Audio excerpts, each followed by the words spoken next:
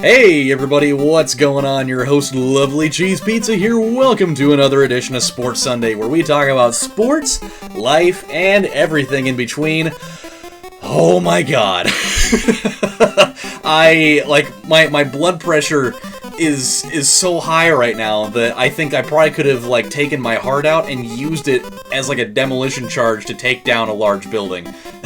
It's just been that bad, man. I just got done watching the Oregon-St. Joe's game, and these games, this tournament, I'm gonna have to at some point, realistically look into maybe getting some of that Just for Men stuff to cover all the gray hair that I'm starting to build up, because these games are absolutely murdering me. I am quite honestly gonna be staring at, being the dignified salt and pepper dude before the age of 30, and that is just not acceptable, man.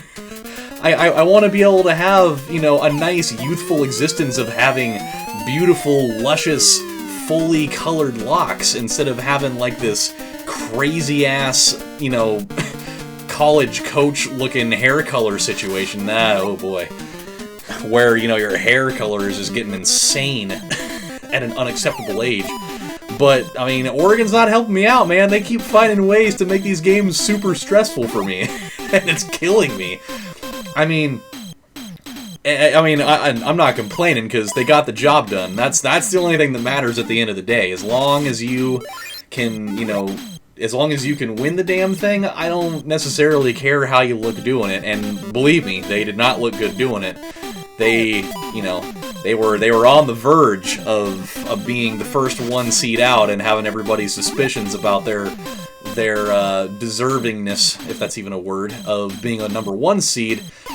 All their suspicions of that would have been a real thing, and then, that would have been what it was. But Tyler Dorsey, man, the freshman from Los Angeles, just pulled them out of the fire when things were looking at their absolute worst. And, oh man, they won it. It was great. Now they gotta play against the old Dukies next week, so that'll be an experience. But, oh, dude, this tournament has been such just chaos incarnate, man. But it's been frustrating, it's been exciting, it's been maddening, and it's been amazing all at the same time. We were talking about this the last time that I was playing NBA Hang Time on the last episode here, and I was talking about, Arkansas Little Rock over Purdue. That was the one that was happening, as I was speaking there. And ever since that moment, there have been, way more. It's just ridiculous. We had, let's see, there was Middle Tennessee over Michigan State. That was one that, one of the big surprises was Stephen F. Austin over West Virginia, which that's the one that really sent my, that one really took the lighter to my bracket and then just, sprayed the ashes out in the ocean like some sort of weird funeral dirge type of thing.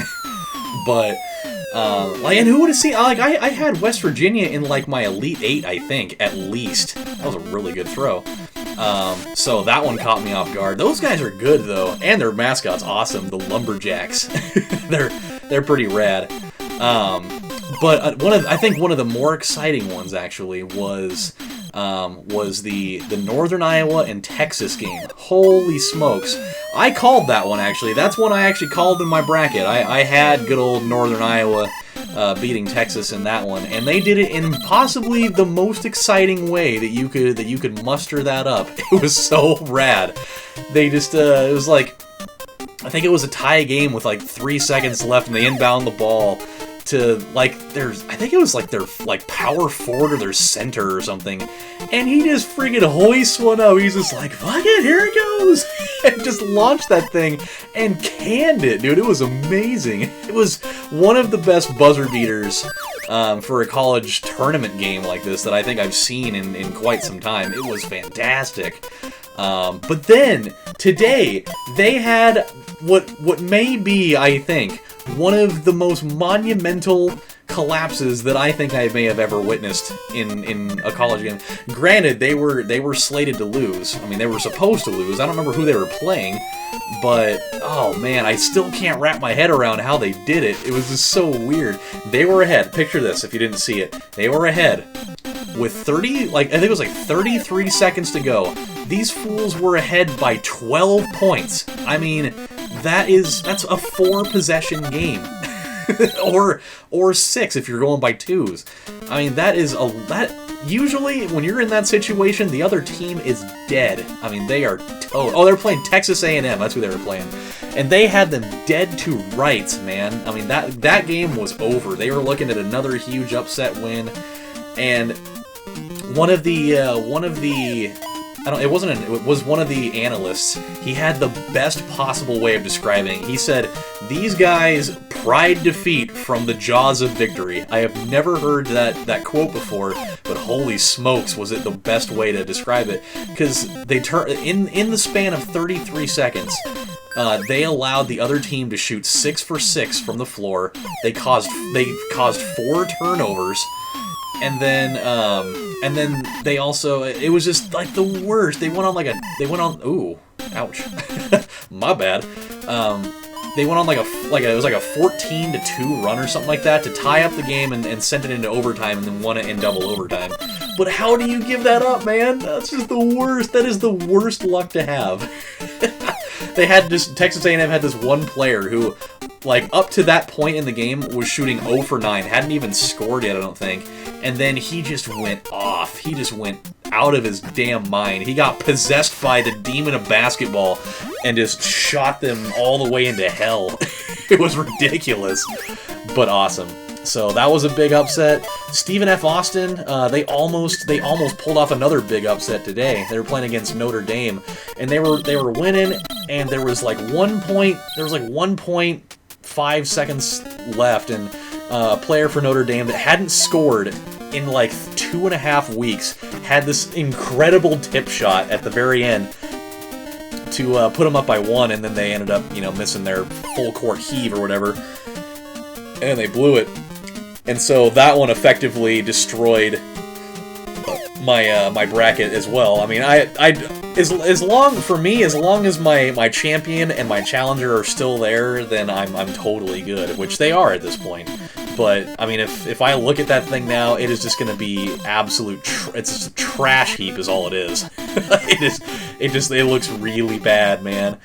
But I'm hanging in there. The other really big upset, or not, it wasn't a big upset, but it was an upset, was it was Wisconsin over Xavier, and that was another really exciting one, because the game, like, Xavier was ahead by like 7 or 8 points with like a couple minutes to go, and then Wisconsin went on this crazy run at the end of the game to tie it up with like 2 seconds to go, and they got the ball. And they inbound the ball with 2 seconds to go, and this kid shoots an off-balance three-pointer in the corner and just drains it, and they ended up winning the game over Xavier. And oh man, it was so cold. That kid had nerves of absolute molten steel, and just drained that thing right in front of the bench. It was so awesome. You hate to see your team lose that way, though, being on the other side of that, having a team win on just kind of a freak shot like that, but oh man, it was quacktastic. And that's kind of how the Oregon game was just weird, man. Like, Oregon was dominating the game in the first half. They were absolutely destroying them in a way, like not on like the scoreboard, point differential wise. They were only ahead by 5 at halftime, but I mean, they were holding their team to like 30% shooting, although they were only shooting like 34% themselves. But they were dominating on defense, and like in the second half, they got out to a 10-point lead, and you thought, like, at that moment, like, this is gonna be the time. This is where they're gonna go on their ultimate run that puts them away. And they just went absolutely just freezing cold. I'm talking like meat locker storage cold. I mean, they couldn't hit the broadside of the barn if they were standing right in front of it, like touching it with their toes. They could not hit it. It was ridiculous. Like, St. Joe's went on like a 25-6 run or something crazy, and they ended up taking like a 6 or 7 point lead with like 4 minutes to go. And at that moment, I sent a text to my brother saying we're done. Like, it's all over. The thing is effectively finished, and that's the end of it. And right after I sent that message, freaking the freshman player from Los Angeles who couldn't hit a damn shot the whole game just went on this insane run where he scored I think he scored 9 out of their next 10 points. And they retook the lead, and they pulled themselves out of the fire and won the game. I just couldn't believe it. I was about ready to pull my heart out and just watch it beat right in front of me. I couldn't even stand it. I was getting Mr. Krabs sweaty, man. It was getting pretty wild. It was like I just went and I went and had gone down a water slide and just entered the pool and got out. I was, oh boy. My core temperature was not acceptable. That was a weird double play. That was the weirdest double play that ever happened. But, whoo boy. It was something. There we go. Yeah! As he falls right down on his ass and destroys his spine. Kind of reminds me, actually, I had an injury when I was playing in high school that kept me out for half the season. It was pretty crazy, and it was in tryouts of all places too. One of the weirdest places to have a half season, losing injury. But I mean, I made the team, which was nice, but I didn't get to play for half the year.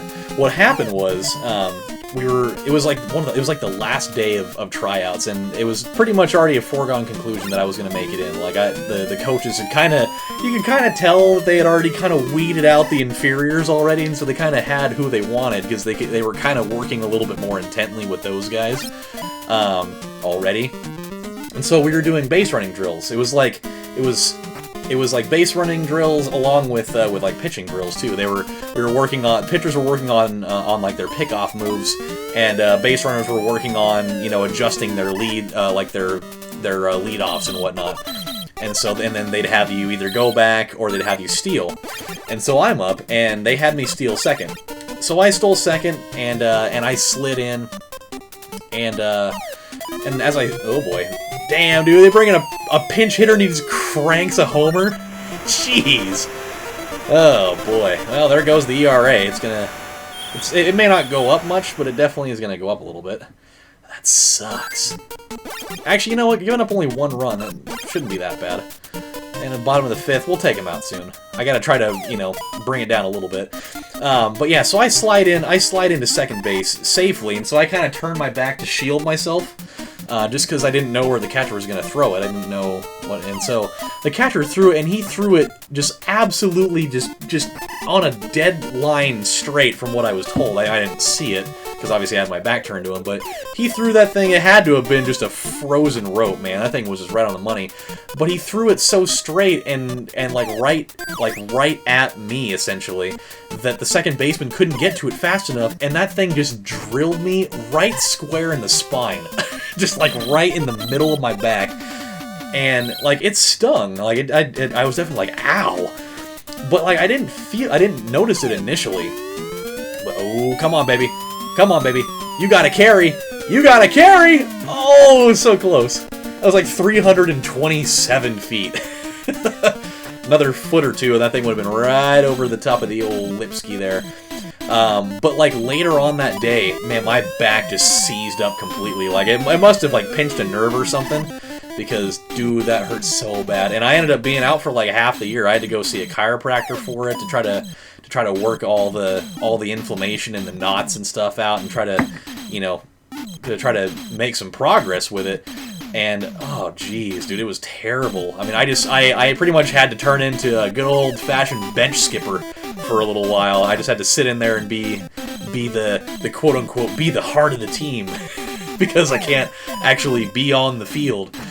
And dude, that's the worst, man. There's nothing more frustrating than wanting to be out there but you can't, because you have such a BS injury that there's nothing you can do about it. So, yeah, dude, it was a bummer. It was a bummer, but, I mean, it ended up being okay. I ended up getting to play later in the year. Not much, because my coaches were assholes, and ended up keeping the guy that wasn't better than me out on the field. The guy that, he was faster than me, but he didn't have a better glove than me, and he had a way worse arm than me. But they played favorites, And they're just like, but we know him. He played Little League in this city. You didn't even live here, so we don't know enough about you. And, you know, he can't really hit the broadside of a bard, but we're just gonna let him consistently strike out all the time. But if he gets walked, then we can have him steal because he's really fast. It's like, but why do that when you can just have me go up and get a hit and not have to worry about it? You know, it's like I am better after all, but hey, what do I know? I'm just the guy sitting here in agonizing pain in the dugout without my goddamn cleats on, being the first base coach half the time. So yeah, dude, it was something. It was something. Oh boy, oh boy, oh boy, oh boy. Man, my stomach's like still in knots right now after all that, and which may be a result of either the game and the stress, or it could also be a result of the fact that I'm still like overwhelmingly full from all the roast beef hash that I was eating during the game, which that probably wasn't helping much. As delicious as it was, because I decided to throw like some jalapenos in there and you know, put a few over easy eggs on top of that bad boy. And a couple English muffins, a banana, and some orange juice, which was probably way too much food at the time, but my eyes were way bigger. Or what's the saying? My eyes were bigger than my stomach, or my stomach was bigger than my eyes. I think it's eyes bigger than the stomach, because the other one doesn't really make any sense. It doesn't roll off the tongue very well either. I mean, I would hope that my stomach was bigger than my eyes, because that would mean that my eyes are absolutely gargantuan. That would be, dude, that'd be terrifying. Seeing a person with eyes that are actually bigger than their stomach. That's like something out of like a monster movie, like a really weird B-level monster movie. Maybe even like a C-level monster movie. Freaking Stomach Eyes McGee. He died back in 1907 of bulging eyes disorder, but when they buried him, he came back to life.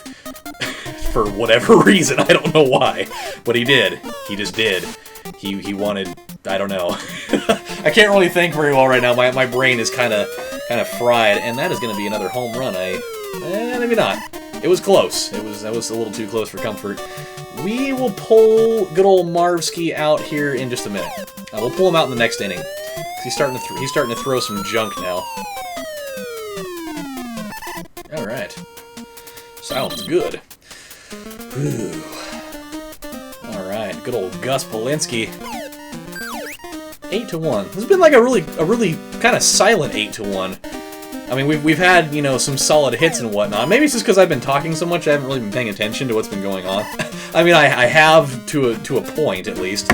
Just enough that I can kind of, you know, at least interact and know what I'm doing base running-wise, but I've kind of just been, in a way, just like going through the motions. Oh god, I keep belching up like banana and orange juice right now. It's so bad. it's like my stomach right now. It feels like a landfill. It just feels like this giant mass of just material just sitting on you know, the island inside of my stomach. It's actually quite disgusting. It's like those weird mounds in God of War 2 when you're inside of Atlas, or yeah, I think it's inside of Atlas. But there's like those just like random strange mounds that are just inside. Oh god, that was close. That are just there for some reason. They're just like floating around inside of his stomach acid and all that. That's kind of what it feels like. But instead of being made out of weird like tissue and things that look like tumors, it's just a nice combination of, you know, roast beef and potatoes and jalapenos and other similar things. I definitely should have made only one English muffin. That's where I went wrong. I got too much starch in there right now. That's where the real problem is. That's where I went wrong. I took the turn at Albuquerque, and I shouldn't have. I should have just gone straight on I-37 or whatever it is. I don't know. I don't know my interstates very well. Not like it's really important. The only interstate that I'm really ever on is on I-5. Because I'm usually not leaving the West Coast for many reasons. That should get us to 9. Barring the slowest base runner of all time here. Come on, baby, make it to third. You definitely will, because he threw that home for some reason. I don't know why he would do that. The guy was like an inch away from the plate. Why would you throw that home? was like the most frustration throw I think I've ever seen. I totally had one of those once actually in a game, and it was in high school too. It was in Little League actually, or it was in like junior baseball. So it was kind of like the weird transitional period there. It was such a bad throw though. I still think about it from time to time. It was the most embarrassing throw I think I've ever thrown in all my days. It was so amazingly bad. But what happened was this. So it was a game. I think it was like a tie game, or we were ahead by 1, and it was in like the 6th inning.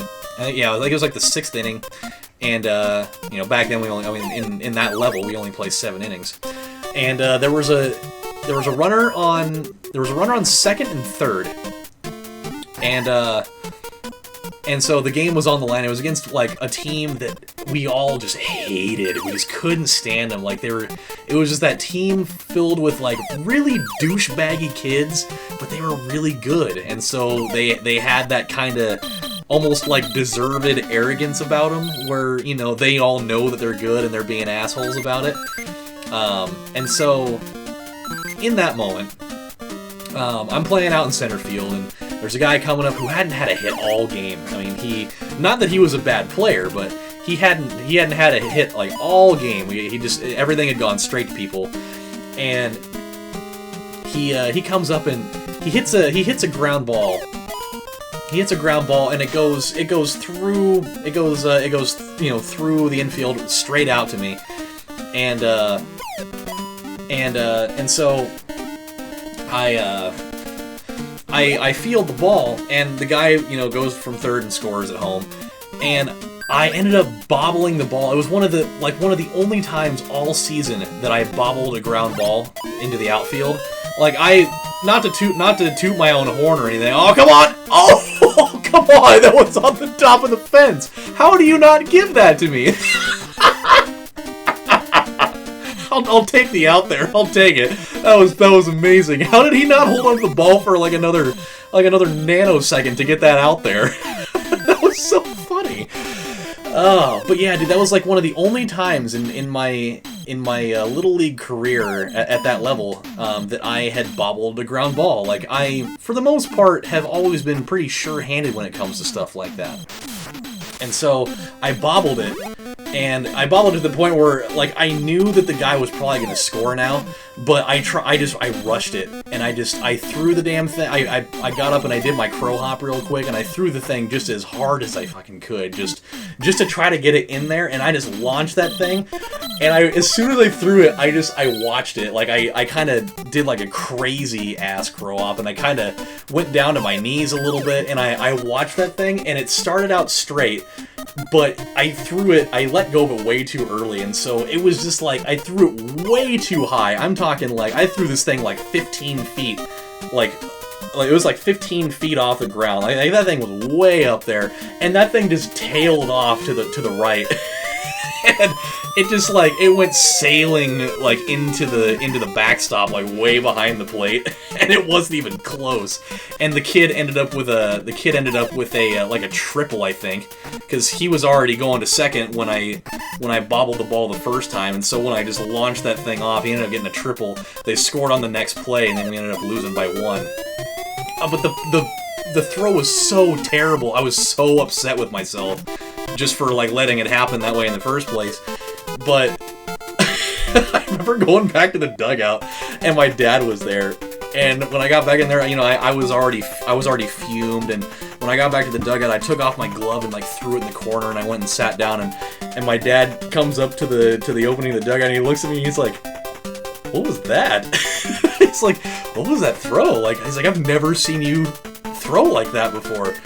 I was like, I panicked, really. I mean, I was so consumed with the fact that I had made an error that I had to try to rush the whole thing and just totally bomb the crap out of that thing. It was so awful. Like, it was like blooper-worthy material. That would have easily been on the SC not top 10. It was absolutely atrocious to look at. And oh boy, it was not a good time. But hey, you know, we are human beings and stuff happens. But whoo, boy, that was all bad. Okay, 25, 20. We'll power up Snakes a little bit here. We'll give him running, hitting, and prestige. There we go. And I think that's all we have money for right now. So, yeah, that was intriguing.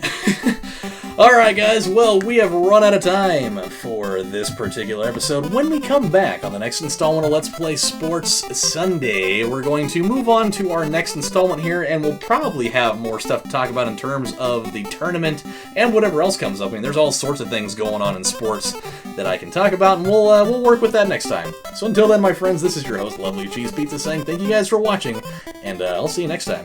Take care, everybody. Bye.